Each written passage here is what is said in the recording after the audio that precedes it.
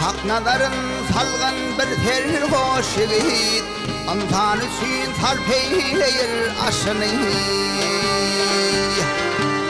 Namuslu gayratlı ahal koç yiğit Seviş günü kurban eder başını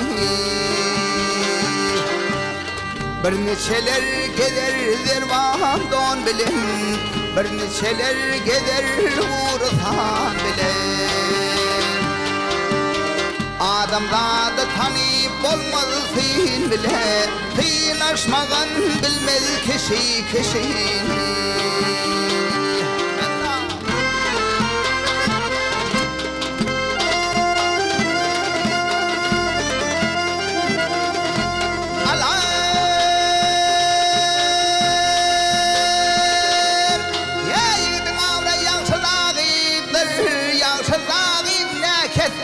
Hayıptır hey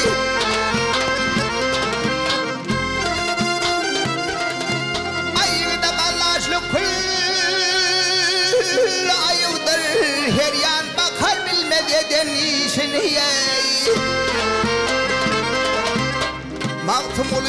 ayda yarın sıfatın Ter ediptir bilin ya da ahiratın Dozok nişanası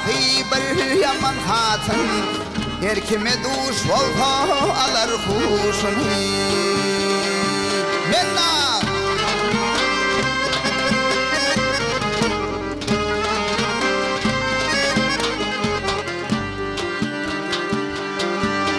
Dozok nişanası bir yaman hatın Her kime duş olsa alır kuşunu